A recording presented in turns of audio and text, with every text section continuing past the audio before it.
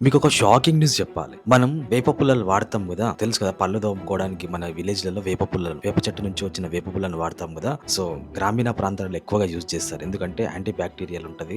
Fungus, చిగుళ్ళు దృఢంగా చేయడానికి మనం వాడుతా ఉంటాం. సో, అది మనకు తెలియదు. సో, పెద్దవాళ్ళు మనకు ఎప్పటినుంచో అలవాటు చేసినారు. సో, అదే అమెజాన్‌లో 20 పుల్లలను రూ. 160గా అమ్ముతా ఉన్నారు. అమెరికాలో అయితే 2000కి అమ్ముతున్నారు. 20 పుల్లలని ప్యాక్ చేసి 2000కి అమ్ముతా ఉన్నారు.